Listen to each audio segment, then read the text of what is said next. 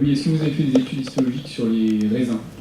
Ce qu'on peut dire aujourd'hui, c'est que les gens qui ont travaillé sur la Syrah au niveau polyphénol, en fait, ils ont remarqué que la Syrah, notamment sur les baies, avait un comportement différent d'autres cépages, notamment en termes de localisation de polyphénol dans la baie, et notamment dans des plastes modifiés. Donc il y a un chercheur qui travaille avec nous sur cette thématique.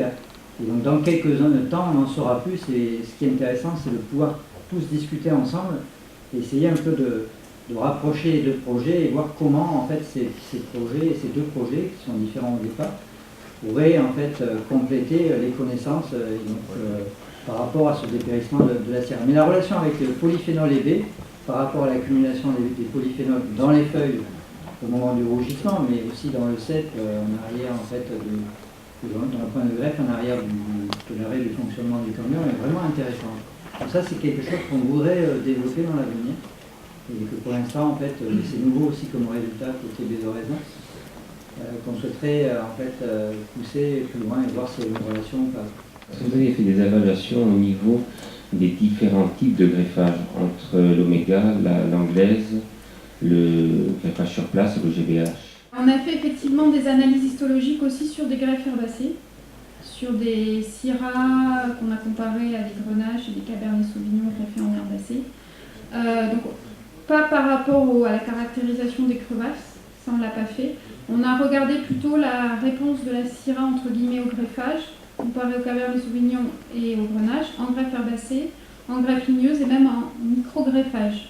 En micro-greffage, c'était un petit peu aléatoire, mais en greffe herbacée, effectivement, on a vu que quel que soit le type de greffe, la Syrah a des difficultés à établir les jonctions cambiales.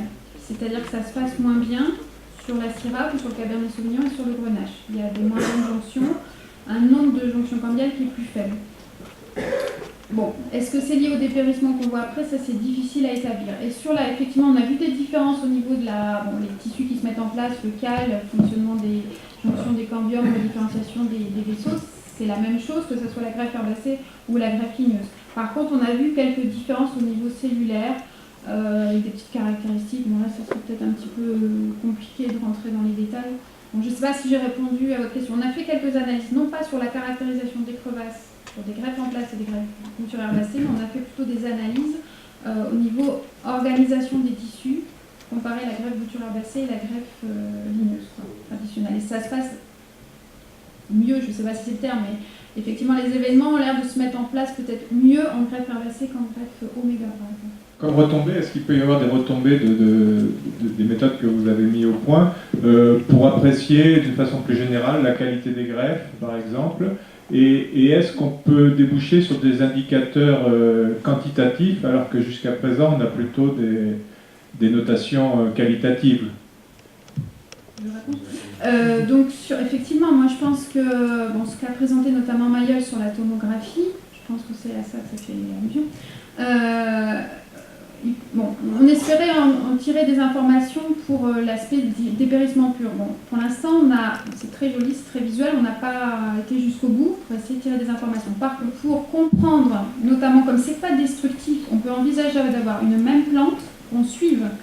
On l'arrache, on la fait passer dans la machine, on l'analyse, on la replante, on la reprend 6 mois après, on la repasse. Donc on a vraiment la même plante qu'on peut suivre sur X temps. Donc ça c'est vrai, alors avec la limite que la tomographie, comme vous avez vu, est plutôt adaptée au tissu dense. Donc c'est très bien pour tout ce qui est vaisseau, pour tout ce qui est bois. Ça ne permettra pas de faire des analyses pour tout ce qui est cambium ou tout ce qui est cal. Voilà. Donc pour tout ce qui est cambium et tout ce qui est cal, c'est plutôt des analyses de type RMN. Et apparemment, il va y avoir une nouvelle machine implantée bientôt à Montpellier qui est utilisable. Mais je pense effectivement que les applications de cette technique, avec la difficulté, vous avez vu, c'est une plateforme, ça nécessite des compétences pointues, tout ça, mais les applications sont vraiment énormes.